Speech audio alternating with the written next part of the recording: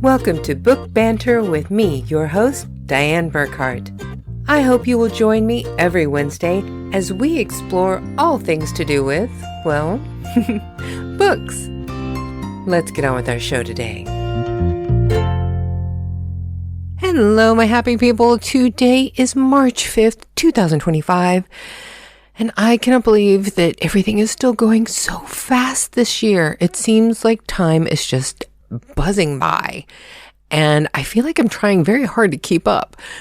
But I am keeping up with things, thank goodness. And I have got another fantastic author from the Penguin Random House Young Adult Books. And she is absolutely so much fun and just fantastic. She has a lot of information to tell you. Even though we're talking about her debut book, she has so much experience, and all of the information that she is sharing with how she got her book to market is invaluable. If you are a struggling or aspiring author, she has got some great tips for you, and you need to go check out her information on social media because she shares a lot of this stuff there as well. So be sure to follow her. And I have to admit, when she and I got talking, we had such a great conversation that it went, I would say, a little bit over an hour. So what I decided I'm going to do is all of that great information that I had to cut out to get down to time today, I'm going to re-edit at the end of the year and make her one of the best of episodes that we play over our holiday hiatus. So don't worry, you will have a chance to hear all of the information that didn't make it into today's episode. We're going to bring all of the rest of this interview to you over the holidays. So be sure to check back at the end of the season for more information on this author because trust me, she is worth it. But let's not waste any more time. Let's get right to the interview. Please welcome to Book Banter with Dianne Burckhardt, Stefany Valentine. The way that I like to start off is just having my guests tell our listeners who you are and what you do. All right. So my name is Stefany Valentine. I am a young adult author, and my debut novel is called First Love Language. It's a young adult romantic dramedy about Katie, a 17-year-old Taiwanese adoptee, who goes on fake dates inspired by each of the love languages in exchange for free Mandarin lessons as like a way to kind of reconnect with her heritage and learn more about her biological family. And it is now available wherever books are sold and at your local library. And I highly recommend the audiobook because the chapter headers are written in traditional Mandarin. And for non-Mandarin speakers, I really like that with the audiobook, you get to hear how beautiful Mandarin is instead of just kind of seeing how beautiful it is on the book cover. So if you're going to read First Love Language, read the audiobook. I have to tell you, I was going to try and learn how to say, welcome to my podcast in Mandarin, and I just stopped after Huan Ying. It's all good. No worries. Yeah. It can be a tricky language for sure because of all the tones and everything. And I think one thing I learned about myself when I was learning Mandarin is that I feel like in English, I have a pretty low pitch. But if I want to speak in Mandarin, I almost have to pitch it up a little bit higher so that I can use the tones a little bit better. So yeah, you kind of have to figure, it's more than just learning a language, it's like learning how to speak. And that was one thing that I did learn about myself. So. You know, and that's something that I've noticed since I live here in Germany, I've had to learn German. And my voice sounds different when I speak German than when I speak English. Yeah. And I just think that's so funny that I don't do that on purpose. That's just how you sound when you speak German. Right. Yeah, totally. I watched Emilia Perez on Netflix and I was listening to Selena Gomez's Spanish and I was like, I feel like her Spanish would just sound better if she pitched her voice somewhere else. Because that movie is a two out of 5-star movie for me, mostly because of her character, but I digress. I'm going to go out on a limb here and say that you are definitely one of those authors that you put a lot of your own life experience into your work.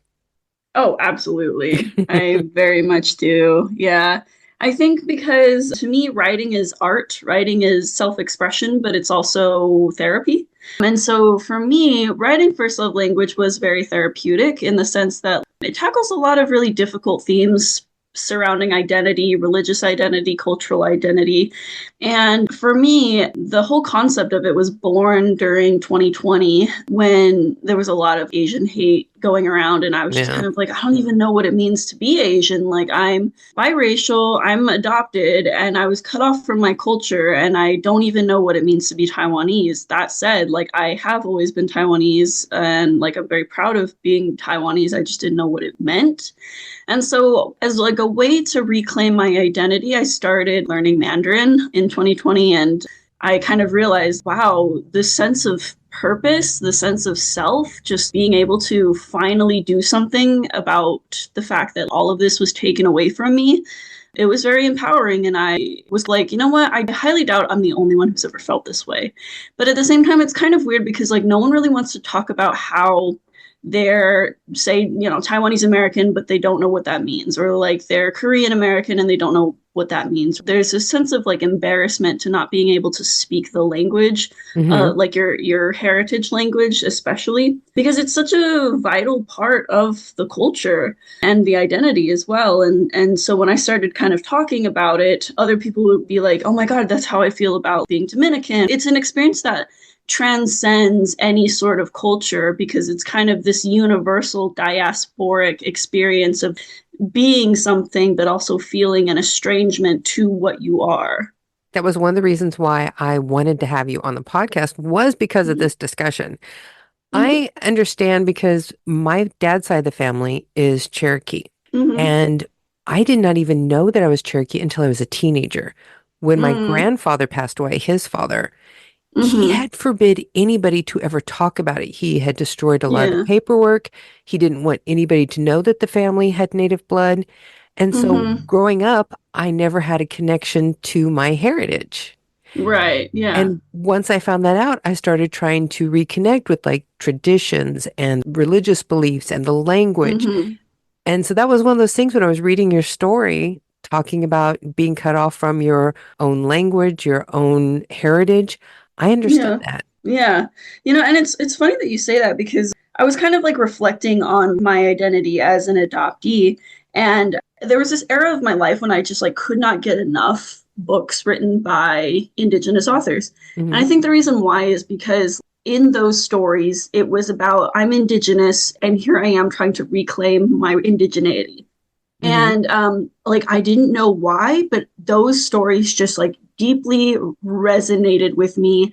And then later, as I came out of the adoption fog, I realized that the reason why those stories resonated so deeply with me is because even though indigenous identities aren't necessarily like adoptee identities, they're very similar in the sense of like wanting to reclaim that culture, being estranged from that culture, being a part of it but not really. And I'm also a part of a adoptee anthology called When We Become Ours. Let me just grab it real quick because there's a story in the anthology written by an indigenous author, and that one is like one of my favorites. Let me see if I can find which one it is. Just as another shout out for anybody out there who wants to read more stories by adoptee authors. Let me see. Oh, it's called Shawl Dance by Hmm. Susan Harness in the anthology When We Become Ours. I actually just got an email that When We Become Ours is a Minnesota Book Award finalist today. So congrats to When We Become Ours and the editors, Nice. Shannon Gibney and Nicole Chung. So yeah, if you're a fellow adoptee listening in, I highly recommend When We Become Ours. It's just an anthology, a collection of short stories written by fellow adoptees. And I think for me personally, because I am a step parent adoptee, and I think normally when we think of adoptees, we think of international adoptees, or we think of Hmm. like closed adoption or like foster to adopt. But, there's also kinship adoption, which is what I am. And I also felt I couldn't really claim that sort of adoptee identifier because was I really adopted if I was a kinship adoptee? But the traumas are still there. It's all interconnected, and the sense of community too, of just finding people who feel the things that you felt and understand it on like the cultural nuanced levels of it too. It really helped me learn to love me, Hmm. honestly. So yeah, community is so important. Well, one thing that I found really fascinating about your story was when you were young, you did not enjoy reading books. No, I did not. No, I hated it. But I later realized I think it was a mix of culture shock. Growing up speaking Mandarin predominantly, and then English was my second language. And so then when my parents divorced, I was kind of thrown into an English speaking school. And as I was kind of like learning to make English my first language or like my primary language, I kind of started to realize like, okay, I can understand English, but I can't speak it. But also, Mm-hmm. like, when I first went to school, everything was in traditional Mandarin. Everything was in Mandarin, and I learned how to count to 10 in Mandarin. And so now that I'm in grade school, everybody's so much smarter than I am. I hated the spelling bee because everybody was like, "Okay, spell this word," and I'm like, I don't even know what the alphabet is. Like, are you kidding me? So eventually, I was held back in fourth grade as a result of just being so far behind everybody else.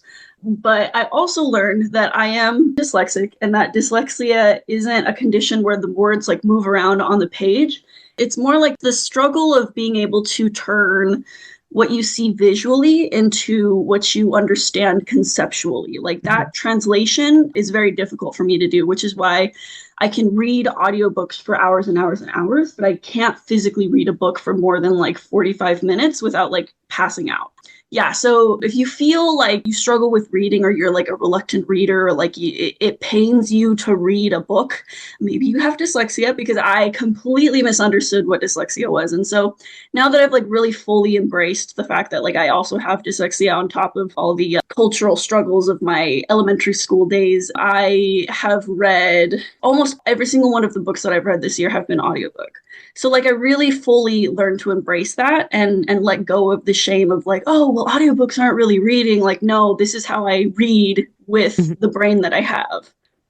And that's one of those things where people try and make it that you're not getting the right experience if you're just listening to audiobooks. You're not reading a Yeah. book. It's like, yeah, you're not reading, but you're experiencing the book. Absolutely, absolutely. And for me, it's so much easier to hear a sound and translate that in my brain to a meaning than it is to go from a symbol that makes a sound, that makes a word, that later translates to a meaning. Like all those extra steps wear my brain out. And that's what dyslexia is. So I don't care how you read your book. I don't care if you're reading picture books too, because I argue that looking at like if a picture is 1,000 words, then like looking at a picture book, you're reading 1,000 words. So, whatever it takes for you to understand at your pace, at your level, do it. And I hate the sort of shame, I guess, surrounding this sort of elitism of like, oh, well, if you don't really read a book or if you don't actually annotate a book, you're not really reading it. If you don't review a book, like, whatever, like, I don't care. You read how you read. It's really interesting that you even mentioned picture books because what's really funny, the way that I learned math, the way that I Mm-hmm. finally understood algebra was my teacher taught me how to change the problems into pictures. And I would Oh, draw a picture interesting. to represent the problem and could solve Uh-huh. it from the picture. Huh. I think I have heard that where you kind of like use dots to kind of represent numbers or you draw boxes to kind of represent like groups of 10 or something like that. So yeah, because for Um some reason I've always had trouble with numbers, but whenever oh I could yeah. translate it into something I Mhm. could visualize, I Mhm. could solve it. Yeah. That's really cool. Like, because I know for me, I also have dyscalculia, which is where you get your numbers mixed up and everything. So I was like a DC student all the way through school, especially in my maths classes. Hmm.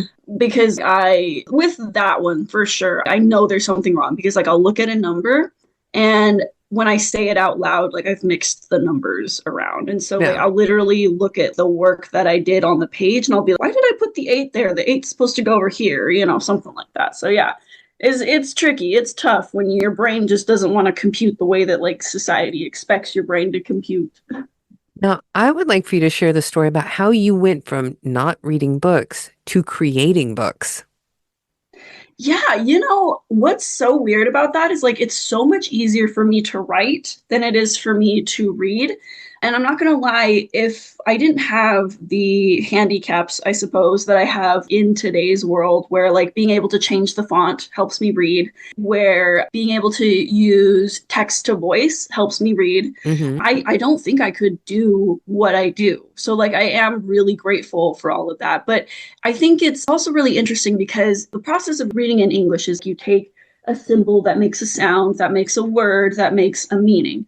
But inverse to that is you take a meaning and you put it into a word, which is made up of letters, right?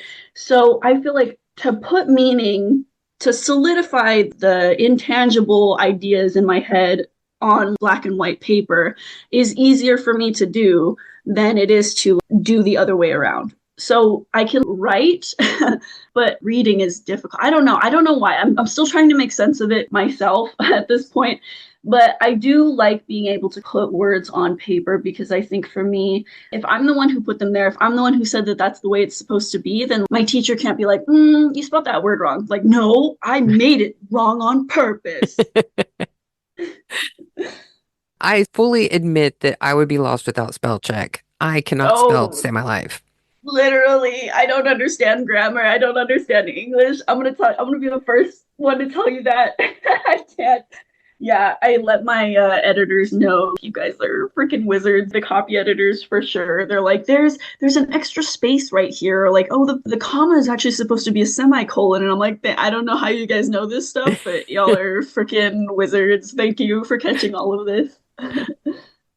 That's the one person that usually makes the most off my books is my editor. Mm. I pay them Mm. so much. Yeah.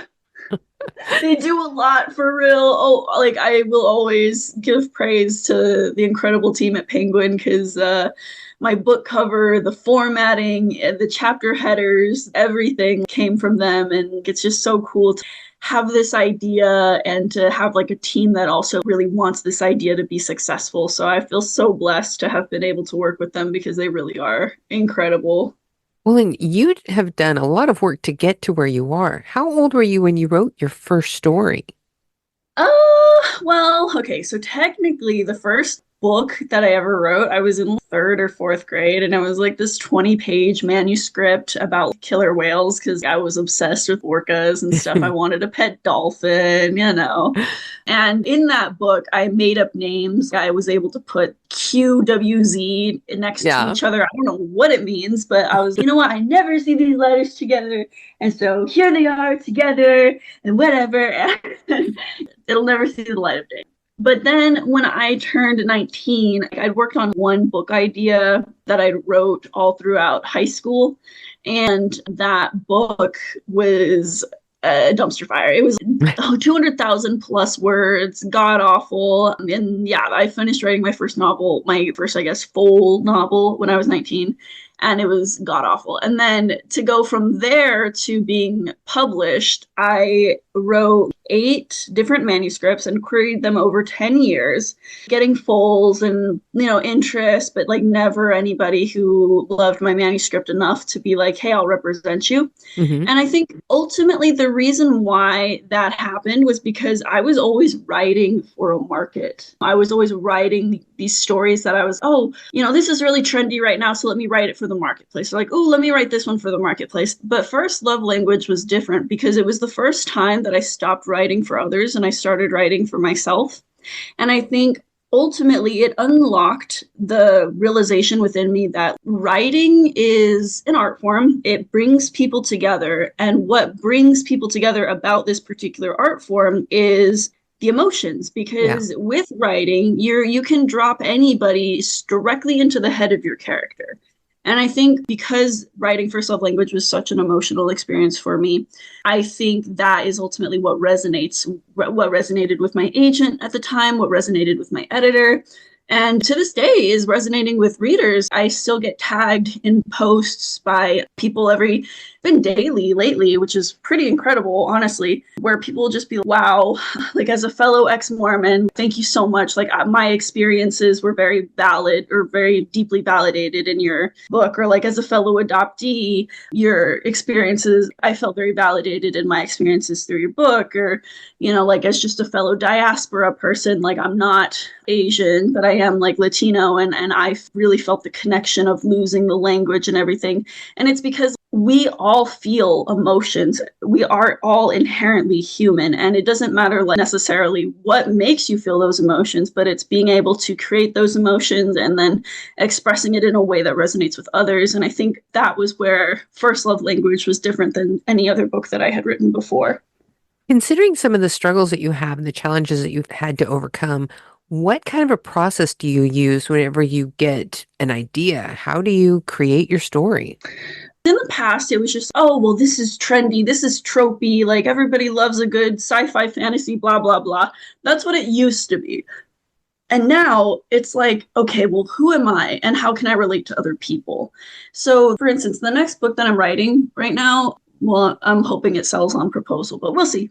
It's a dual POV about an adoptee, and the other POV is a biracial girl. So it's kind of an exploration for me personally. What are like the adoptee aspects of my identity, and then what are the biracial aspects of my identity? Because like I am merged into one body, but I can tap into this perspective and I can tap into that perspective.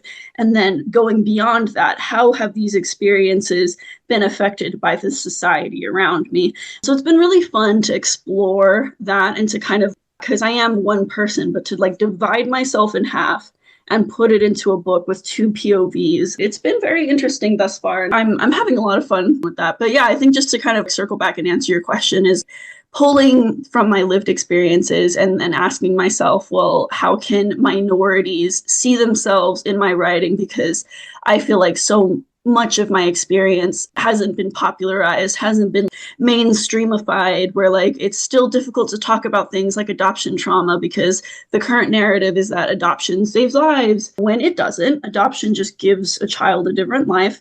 Or to talk about things like religious trauma, because, you know, so much power that exists in society today comes from organized religion. And so how do we, people who have been traumatized by organized religion, even begin to express or tackle something that is so deeply powerful? So I really like that as a part of me as an artist, as a writer, I'm able to look within myself and see and hopefully give a voice to minorities who might not necessarily know how to put into words what they're feeling. Well, and you have quite a large family that you come from. Have any of your siblings read your book? Yes, my sister-in-law, shout out to her. I love her so much. If she ever gets divorced from my brother, we're keeping her. I can't lose her. And her name is Dianne Valentine. And she was one of the first people. She read the very first garbage draft of First Love Language. And she was like, oh my God, this is so good. And so, yeah, that's been really fun just having like a little cheerleader. And then, of course, like my adoptive mother, she also read one of the very first drafts and everything. And I think it's been a really fun experience, just kind of letting our relationship grow, because it's opened up conversations that I've never really had with her. Mm-hmm. I think, especially as an adoptee and growing up Mormon, a lot of the way that we feel about society is that it's black and white. It's either good or it's bad. And I think what's tricky about that is trying to talk to my mom about my adoptee experience, where it was traumatizing, Mom, but like that doesn't mean I don't love you. That mm-hmm. doesn't mean that I'm not grateful for what you have done. But that also doesn't mean that it negates the pain that I experience every day. It negates the identity crisis that I had. Like they all exist in the same space. Mm-hmm. And we're finally able to kind of have conversations like that are like long, long overdue. And it never would have happened if I hadn't, been able to put my feelings into paper. So for me, it's been really healing, and just knowing that I have some family members that resonate with that.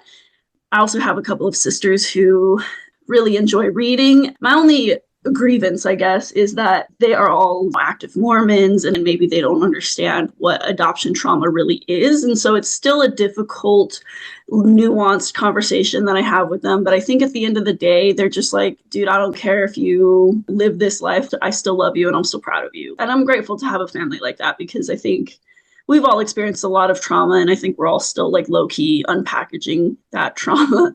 But yeah, I love my family, and it's been really fun to just have their support in any way that I can. So where do you fall in the sisters and brothers? Are you the oldest?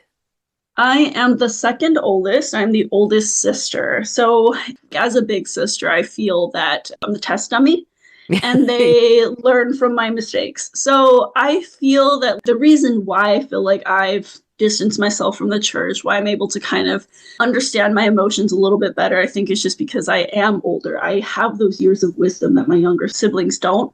So whenever I look at them, I don't necessarily think, oh my God, you're so silly for still thinking that the Mormon church is true or anything like that. I understand where they're coming from because I grew up that way too. It wasn't for me. I understand why they want to choose to live that way, for instance. And I think at the end of the day, it's just the understanding gives me peace of mind. And I'm really grateful for that. So you have one older brother and then you, and then Mhm. how many other brothers and sisters are there? I have four brothers total and four sisters.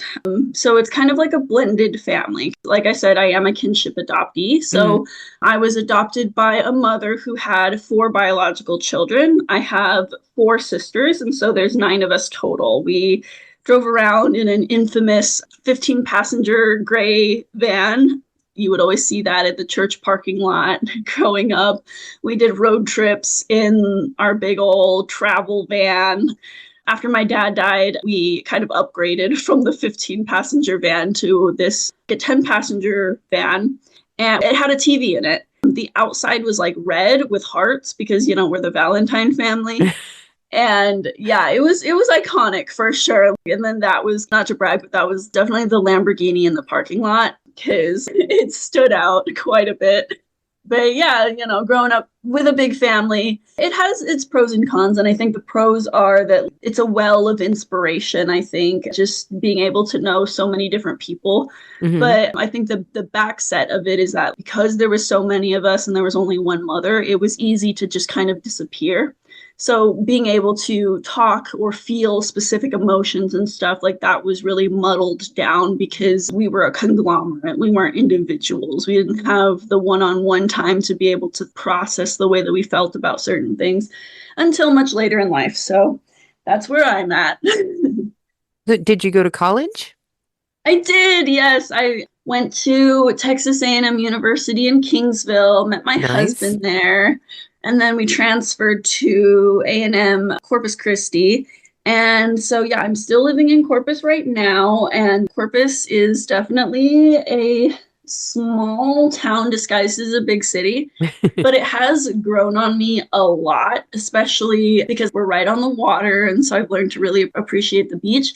But the bird watching here is incredible. Corpus Christi sits on a migratory path. And so we have beautiful resident backyard birds. We have incredible waterfowl. The whooping crane, there's like less than 600 whooping crane in the world. And they pass through Corpus Christi on their way as they migrate from Canada to Mexico and everything. And so I saw four of them the other day. I had to go hunting for them for sure. But just being able to see like such rare birds here in this area, oh my goodness, like I am in love. I love that about Corpus. That would be amazing. I used to do a lot of bird watching whenever I lived in Kansas, but haven't done that much here in Really? Germany. Yeah. Oh, real? Oh man. I don't know if I could do that. I need my birds, man. Every weekend, if it's not rainy, I am out there with my binoculars. I love it so much. Well, here I can just sit out on our balcony in the spring. Our landlord has this huge garden that just attracts everything you can imagine. And there's a crane that Yeah. comes by for his lake trying to eat his goldfish. No And way. there are little green parrots. There's like three or four of them that live around in Really? here, and they're always here in Uh-huh. the summer. What? And we have like some wild kingdom stuff going on because the other day we went out there and Uh-huh. our balcony was completely covered in white feathers. Uh-huh. And then I noticed there's a hawk that's moved into our No. area. Uh-huh. So apparently he had battled on our patio the other Oh night. my goodness. Oh, that's so cool. Oh, Like, dude, so whenever I I don't have to go travel. far to see that over here. Yeah. Oh my goodness, that's amazing. Wait, so Kansas, you didn't have like as much good bird watching in Kansas, but it's like much better in Germany? Well, in Kansas, I would see a lot of ducks and turkeys and Uh, geese and those kinds of things. But, I never yeah. saw parrots flying around in the wild. Ah, gotcha. The coolest That's thing that so we got to cool. see in Kansas was bald eagles. Oh, that's so cool. Oh my, I have yet to see one of those because I don't think we have like the migratory, I don't think we're on the migratory, or maybe we are actually.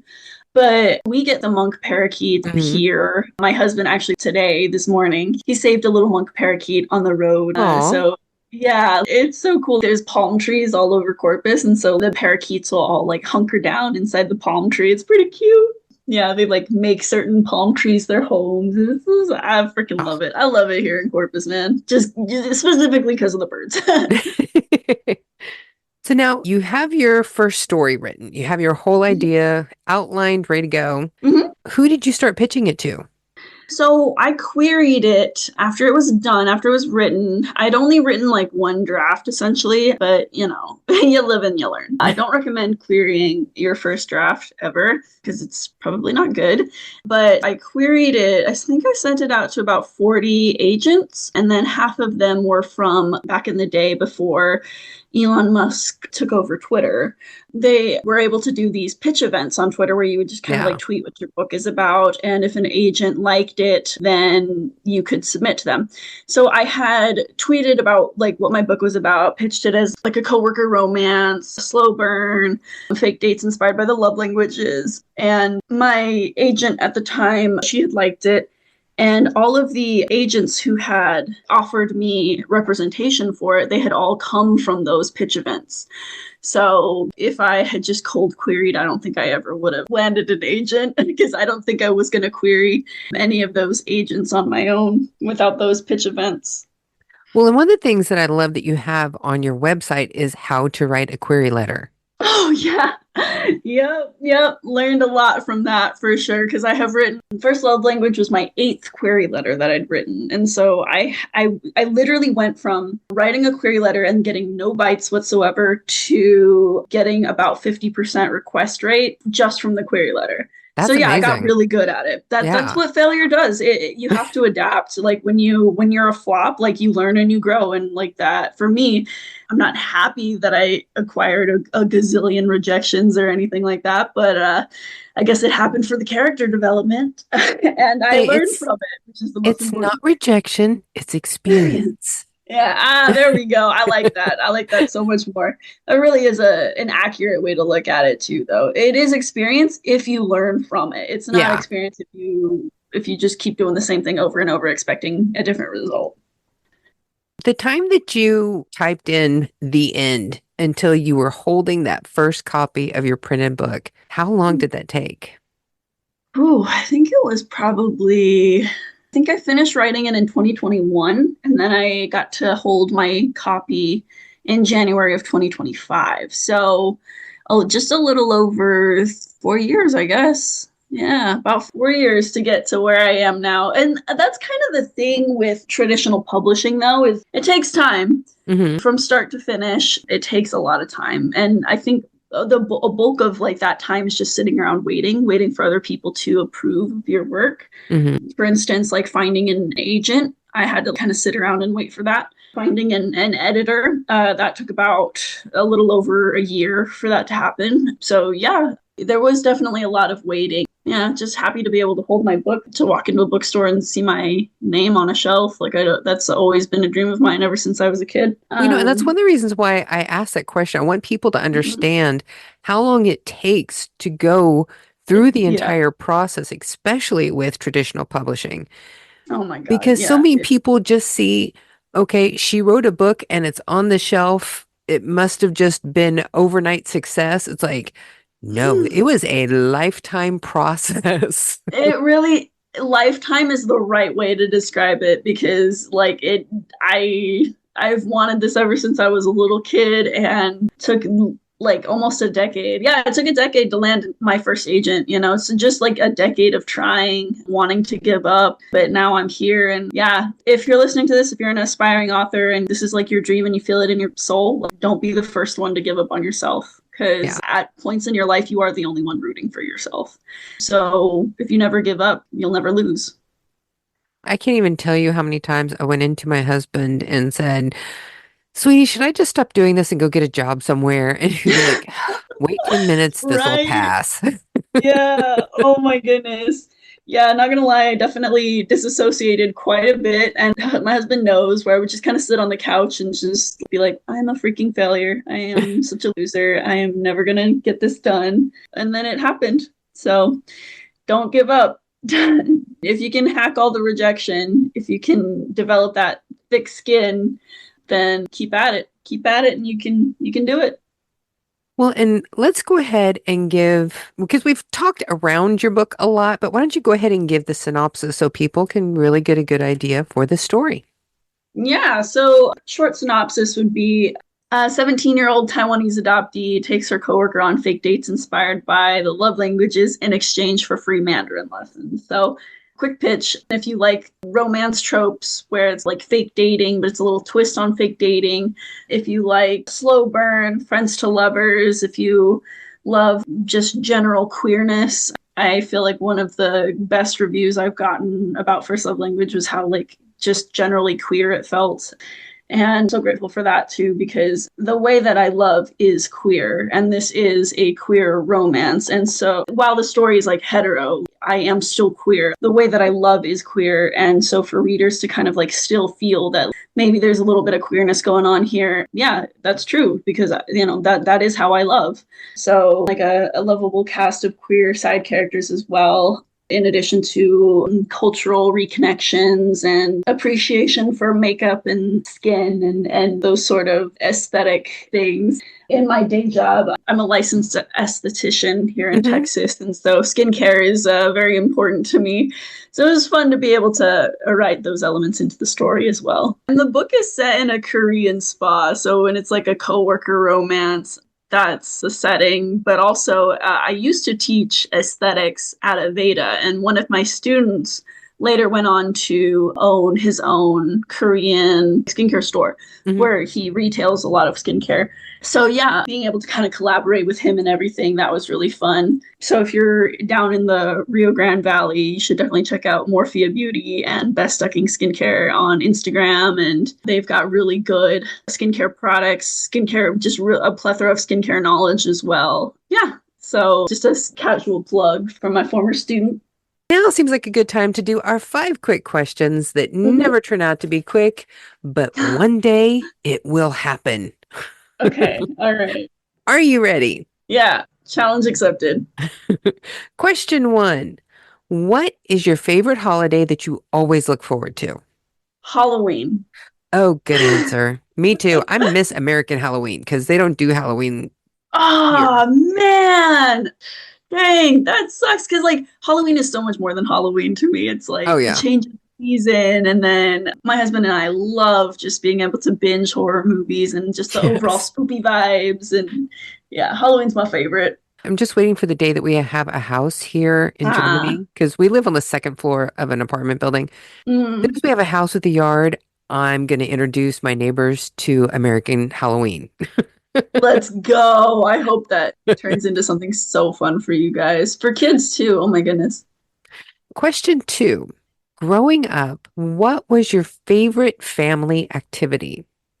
Dang, that's a good one. Honestly, it would probably be going on like our summer vacations. We did road trips. My dad's side of the family lived up in Idaho. And so we would always drive through the deserts of Western USA, like the Red Rock deserts and all that. And then we would get up to Idaho. And if you're like a nature buff, you know how beautiful Idaho is. Like, I think when people think of Idaho, they think like, oh, potatoes. But Idaho is a freaking gem. It is so beautiful. Like, part of Yellowstone is in Idaho. So we would go up there, see the Tetons and everything. And then, like, another year, my dad would drive us all the way out to Disney or whatever. And we would do that. And then when he passed away, it was tough because like we kind of stopped doing that. It was definitely a harder thing for a single mother to do with 9 kids. But yeah, like when I look back on my childhood, I think of how obnoxious it kind of was to sit in a van with that many other little tiny humans. But we would just play our Game Boy, and we would try not to annoy each other by putting our feet on top of each other and stuff like that. Yeah. The good old days. And we would stop at like gas stations and we would look at, you know, how they have like those souvenirs where it's a magnet that looks Yeah. like a license plate and then they would have like everybody's name on it. My siblings' names are like Michael and Joshua and Jessica and Matthew and Hannah and everything. And they would always have those names at those souvenir shops. But then I would look for Stefany, and to this day, I have yet to find a souvenir with the name Stefany spelt the way that mine is. And so another reason why I feel like this is one of my drives to become published is so that I could see my name the way my name is spelled in a bookstore. Yeah. I could not find it at the souvenir shops. Question 3. What is one thing from your bucket list that you would like to tick off in the next year? Well, I guess I don't know about my bucket list, but I do have personal goals. You know, actually, my bucket list would probably be something bird watching oriented. I would love to do a whole rainforest safari sort of bird watching kind of thing, expedition. Like my husband and I have looked into it because there's like the bird watching here is so great. Like there's like communities of it. There's like the Audubon Society here in Corpus and everything. And they'll do like annual trips where they literally go to like the rainforests and the jungles and stuff and they just bird watch. And you get to see these birds that you would never see anywhere else. So that's on my bucket list, but I don't know about getting it done this year. That would be very cool, though. My goodness, for real. Oh. Question 4. If you could go back and give your younger self a piece of advice, what would it be? Man, you know, that's a tough one. That's a real tough one because there's like only one piece of advice. I don't know. Man. You know, I feel like I want to say leave the Mormon church because like a lot of my trauma does stem from being raised Mormon, but I don't know that I would tell my younger self that because if I had left the Mormon church as a kid, I never would have met my husband. So there's that. And then I think, I know. I would tell my younger self before my dad died to learn Mandarin, to make sure my dad knows that I want to continue to speak Mandarin, and to make sure my dad knows that I want to see my biological mom again, that I don't want to sever that connection. Yeah, this is like early childhood, like not so much my teen years, but definitely early childhood. Because I think like Katie, even in First Love Language, has those regrets where she never asked her dad about her culture before he passed away. And so if I could go back before my dad passed, it would definitely be to let him know that I'm at least craving those stronger connections for my culture, for my mom and everything. And that like, I don't want to lose my language, man, because it's hard to relearn it when you've completely forgotten it. Yeah, especially a language like Mandarin. How many characters are in that language? Oh man, there's like hundreds. My brother told me that there's like 500 radicals. And like radicals are like smaller symbols, and then you combine those radicals together to create words. Yeah. There's quite a bit. But one thing that I did kind of notice as I was reading in Mandarin is that a symbol represents a meaning. It doesn't represent a sound. And so I think just being able to take out that extra step in reading makes reading in Mandarin a little bit easier for me. It's like one symbol has one meaning as opposed to a letter has a sound. Yeah. Makes a word, which makes a meaning. That makes sense to me. Yeah. It's it's definitely, I think it is a little bit easier. I'm not the best at reading in Mandarin, but I am getting better. Your last question. Question 5. Whenever you're wanting to just go and relax, who is your go-to author that you grab? Oh, for relaxation? Yeah, just entertainment. You know, okay.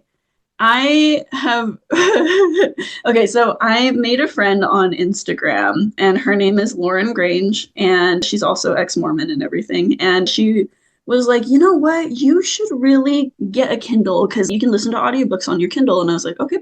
But what I ended up doing with the Kindle was I ended up getting into reading manga out of the freaking blue. I was not expecting this. And so I have been reading a lot of manga lately. And I think what I like about it is that it's a combination of looking at images and getting meaning out of those images and words, like straight dialogue. Mhm. So for my dyslexic brain, it doesn't run out the battery. That is like my reading battery. So I have been blasting through manga lately, and that's kind of been my go-to reading just to potato, I guess. Yeah. Yeah, it's been a lot of fun, and it has opened up doors for me because I like watching anime, sure, but sometimes I get a little, I don't know, bored of it. So reading manga is so much funner to me. Now, my husband, who loves to watch anime, he'll be like, "Oh, why don't you watch this anime with me?" And I'll be like, "I'll read the manga instead." I've never really gotten that much into manga or anime, but I am a comic book girl from way back. Oh, nice. I had a subscription to Thor comics when I was in 5th Oh, grade. nice. Uh-huh. I have always been a huge fan of Marvel and, Yeah. Iron Man and all of that. Yeah. What would you recommend, like, as like a barrier to entry for comics as opposed to manga? Since you like horror, you should Mhm. check out Y the Last Man. Y the Last Man? I'm And writing it's it Y like the down. letter Y. Oh, okay. Y the Last Man. Okay, Yeah, I'm writing it down. I think you will like that one. Nice. Ooh, okay. All right. Oh, it was turned into a show. Yeah. Ooh, okay. All right. I'm just gonna go into it blind. I'm not even gonna like read the synopsis. I'll just go into it blind. I just think with what we've talked about and with you liking Mhm. horror, you will love this story. Yeah. Oh, heck yeah. Yeah. I'm currently reading Attack on Titan. Like I watched the anime or whatever, but it's all available on Kindle Unlimited. So I'm like, hell yeah. And it's about, monsters that eat like humans and stuff. So yeah, that is definitely something I enjoy. Yeah, anything with monsters, yeah. Yeah. Yeah. I love a good monster horror, especially when like the monster is more than a monster and it's kind of like a critique of what we as humans fear. I love that. I love it. Yeah. Before we go ahead and tell our listeners again who you are, the name of your book, and where they can find it. Yeah, my name is Stefany Valentine, Stefany. It's spelt the unique way. And I am the author of First Love Language, a young adult romantic dramedy, and it is available now wherever books are sold. It is also been listed as Amazon's best January book and editor's pick on Amazon as well. And it's available at your local library. So make a request and listen to your books for free and support your local libraries. And you do have stefanyvalentine.wordpress.com. Yes. There will be a link to your website and to your other social media in the description of today's podcast, as well as on our website, burckhartbooks.com. Awesome. And I cannot thank you enough for doing this. This has been fabulous. Fun to talk to. Yeah, thank you. This is so cool, like being able to connect with someone in Germany and everything. I remember seeing that on my emails and I was like, oh my goodness. So there you have it, folks. My interview with Stefany Valentine. We had such fun talking. We just could not stop, and I cannot wait to bring you more of this interview over the holidays. So be sure to keep watching our schedule at burckhartbooks.com/podcast, and we will have that all up for you as we progress through the season. And if you are an author who has submitted your information to be a guest on this podcast, please know I am a little bit behind in my correspondence because I'm getting over the flu and twisted my ankle, and I've just been laid up for a while, but I am getting caught up on everything right now. I do want everybody to be aware that we are almost completely booked for this season. There are only a few spots left through October and November and December. It's just amazing how this has gone, and I sincerely want to thank everyone who has taken the time to put in a request to be a guest on this podcast. We couldn't have this show without all of you, and I wish I had the ability to have more episodes every season because we could fill up 3 seasons right now with all of the information that I have been sent. But we have to keep the schedule if I want to have time to also write my own books. So thank you to everybody who has shown interest in our podcast. I'm trying to get around to contacting everyone, and we will be filling out the rest of this season, season 4, over the summer. And we will be posting all of that information on our website at burckhartbooks.com/podcast. So please keep watching there. And of course, we will also be doing one issue of Book Banter magazine a year. I did decide to go ahead and do one. We're going to have a year-end shopper that will have every single author in it who has been a guest on this podcast. And it will drop before Black Friday. So all of you who want to fill out your own to-be-read list, or you're looking for gifts to buy for your friends and family, we will have all of the information so that you can easily find every author that we have spoken to over this season. But I think that's enough for today, folks. It's time for me to go get busy writing on my own book. And I will see you all next week when I will be sharing my interview with Barb Warner Dean, where we talked about her book, The Whistle Stop Canteen, a World War II historical romance. So now you know what time it is, folks. It's time for you all to go forth and be really happy.